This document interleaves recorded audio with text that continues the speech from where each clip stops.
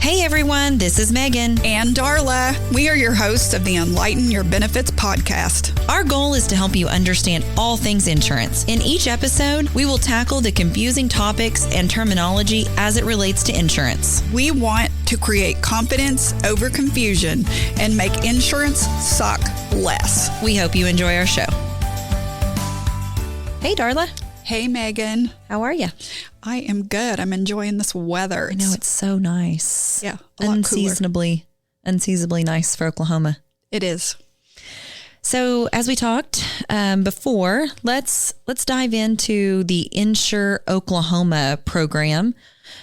We get a lot of questions as it relates to Insure Oklahoma. So I thought, if you're good with it, we will spend a few minutes today talking about that program and how we've seen that really be helpful for some of our employers. I think that's a great idea because with the cost of healthcare nowadays, I can't tell you how many times I've ran across it, and you as well. People, they say affordable healthcare, but I mean, even through employers, it's so expensive. I agree. And so here in Oklahoma, just looking at this brochure, helping Oklahoma businesses stay strong. I mean, not all brokers, I would feel like, correct me if I'm wrong, but they kind of avoid this topic for some pretty good reasons. Right. So you're right. I do run into, just businesses that I'll say, do you guys offer the Insure Oklahoma program? And for whatever reason, the answer is no.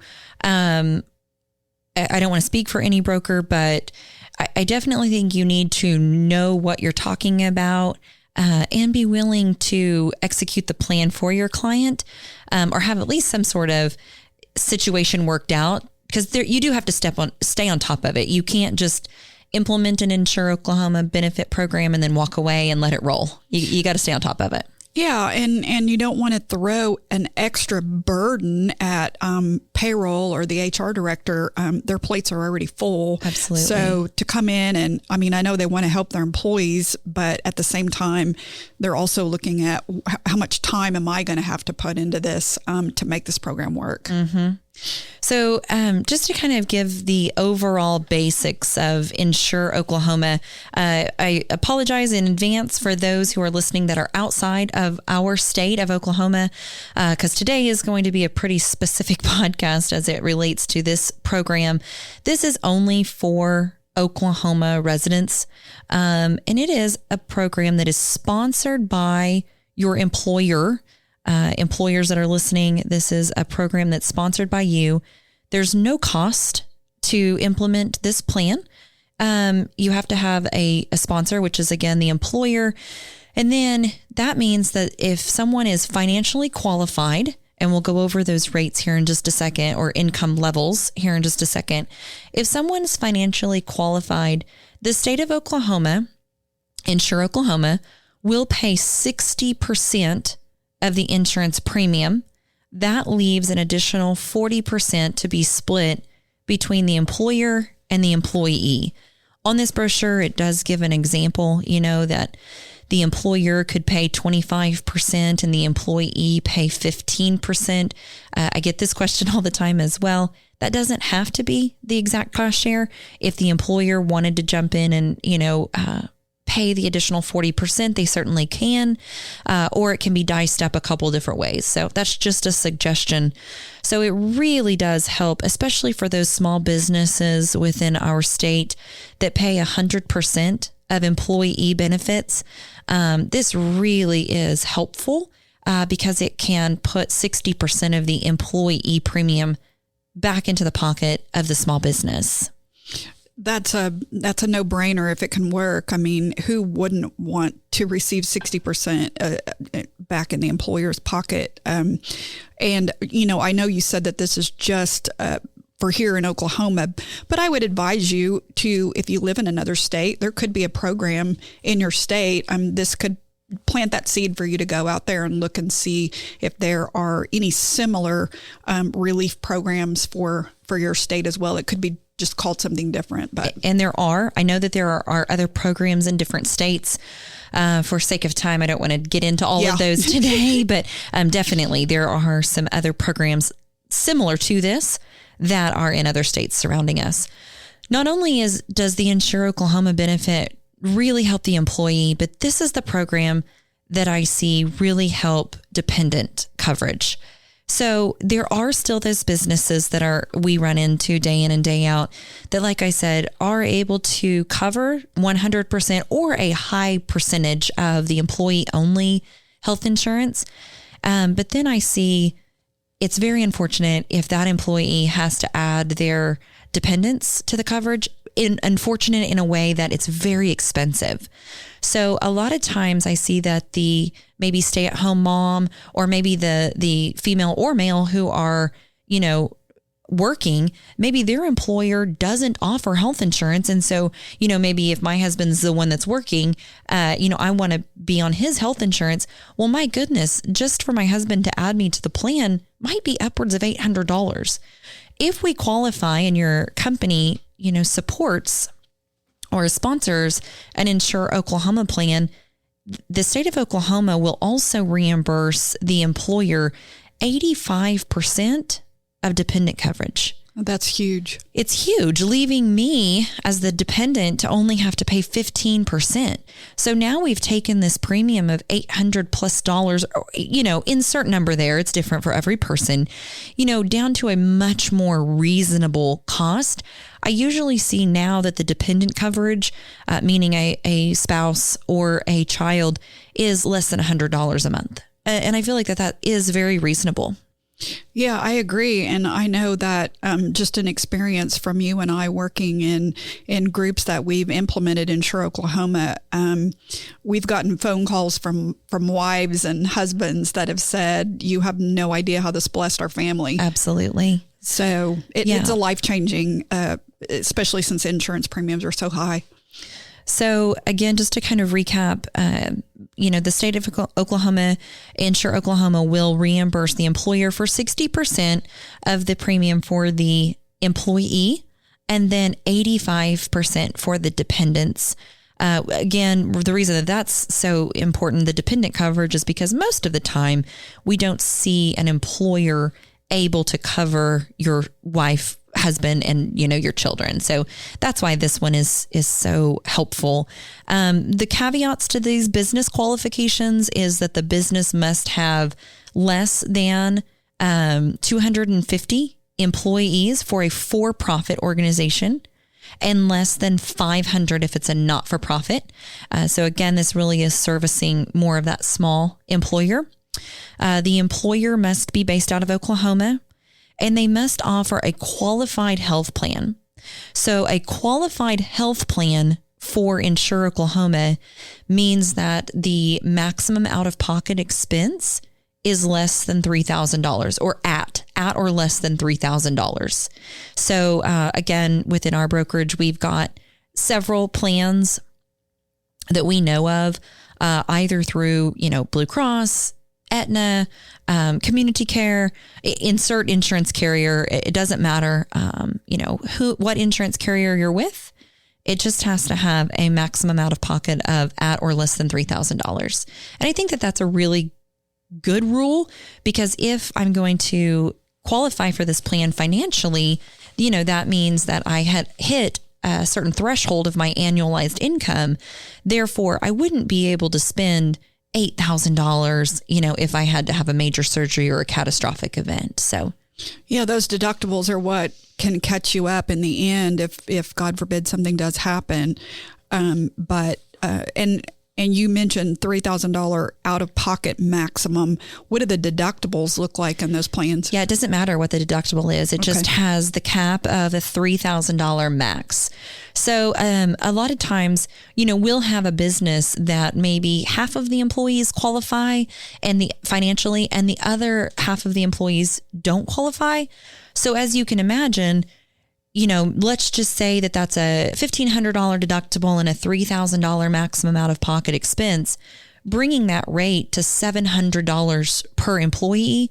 So if I don't qualify for that financially, $700 a month is going to be out of most people's reach. I mean, even if you're making six figures, right? Right. So we can run multiple insurance plans, meaning multiple coverage types in for one business. So a lot of times my suggestion would be, hey, run a plan that qualifies for Insure Oklahoma, then maybe run another plan for those individuals who don't qualify for Insure Oklahoma and don't want to spend $700 a month and truly don't need that rich of a benefit. So maybe you do, a $5,000 or $7,000 max out of pocket and then run an HSA option.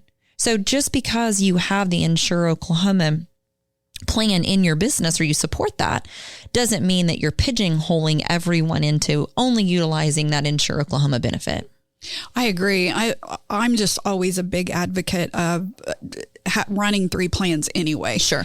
I agree with you. I think that's to so many people, health insurance is not as important because they just don't think anything's going to happen, and they're younger. They never go to the doctor. So yeah, I'm always a big person to say, let's just run three plans in there and everybody loves options, right? So a question that I would have if I were an HR individual listening to this is I would ask you, okay, Megan, so you're telling me that there are income guidelines here for a family of four or a family of whatever. I'm the HR director. How am I supposed to sit down and talk with my employee and say, how much do you make? How much does your wife make? How many kids do you have? I mean, I'm not going to dig in. I don't want to know all that information. Sure. So if I were an HR director, how would you answer that? And I think that that's where a good relationship with your broker comes in. Because as a broker, I can comfortably ask those questions. A lot of times the way that I will start that conversation is during a group meeting. As the broker, I really like to do the group meetings. I know you do too. That's our connection with the community. We like to do those group meetings ourselves. And so if we have a group that is also participating in Insure Oklahoma, then I will say, okay, employees, we are sponsoring the Insure Oklahoma benefits package this year. I'm going to give you some income guidelines. And if your family meets these income guidelines, we need to talk. So a lot of times I'll put the responsibility back on the employee. Or if it's a very, very small organization and we're having those meetings on a one-on-one basis, then I will just simply slide this guide across to them, a little cheat sheet that I have here. And I'll say, what is your family size? And they'll tell me, 3. And then I'll say, do you believe that your family income, your family household income is at or below, for a family of 3, $52,308 a year? And then we'll kind of start that conversation. So there's a couple ways of doing that. But just to kind of give people some idea, a single person can earn up to $30,864 per year to qualify for the Insure Oklahoma subsidy. A family of 2, household size of 2, can earn $41,580. And then I find with each person that you add, it adds about $10,000. So for example, a family of 7 can earn up to $95,160. So these are all, these income guidelines are on the Insure Oklahoma website. That's www.insureoklahoma.org. If you have questions, also, you can obviously contact our office. I would be more than happy to have that conversation with you. If you think that just one person within your organization might qualify, it's a very helpful benefits package or benefits plan to add in. A couple of other guidelines: the individual employees have to be between the ages of 19 and 64, must be an Oklahoma resident and meet the citizenship guidelines, and then obviously fall within the household annual income. And again, those are adjusted gross incomes. So they must fall within those income guidelines. And then the last big thing that comes up with Insure Oklahoma is the question of, so does that mean that people who qualify for Insure Oklahoma are going to have a whole different card or a different insurance card than my other employees. Right? Yeah. So, I mean, when we think of qualifying for assistance, I think sometimes, you don't want to be looked at in a negative, situation or, right. So it's like, as an employee, if I qualified for Insure Oklahoma, I would worry that somebody might know something about me, like, well, your card looks different, so you must not make a lot of money. Right. So yeah, absolutely. I'd go ahead and explain that, because I think that's really important. That's the part that I love about this benefit is, let's say that I qualified because of my family size, and Darla does not qualify for Insure Oklahoma. She and I are going to have the exact same medical benefit card. Let's just say that we utilize Blue Cross and Blue Shield health insurance where we work. We're going to have the exact same medical card. Once we present that to the lady at the office, at our doctor's office, she's going to see no difference between my benefits and Darla's benefits. The only thing is I am receiving a subsidy to assist my employer with my insurance coverage, and Darla's not receiving that subsidy. So again, once you present your card, it's not going to look like Sooner Care, or it's not going to look like a whole different carrier. My benefits are going to look identical to Darla's. I think that's very important. And does these rates or these modified adjusted gross incomes, if anyone has ever been employer has been presented Insure Oklahoma 6 years ago, I think it's because of the Medicaid expansion in Oklahoma, I think it's a good idea to readdress that because those incomes are pretty real. Right. I mean, it's reasonable. Right. Yeah. You can still make a decent living and qualify for Insure Oklahoma. And to your point, maybe if your group looked at this 3, 4, 5, 6 years ago and you're like, oh, none of our employees qualify, it's certainly something to revisit, because the ESI, employer sponsored income guidelines, they change every single year. So the rates just changed for effective 4/1/2022. And those were the rates that I was quoting right off of the Insure Oklahoma website. So again, if you're an employer and you haven't looked at this in a couple of years, definitely worth taking a look at. And again, just seeing if maybe 1 or 2 of your employees could qualify, it could be a huge help for them. And for your company. Absolutely.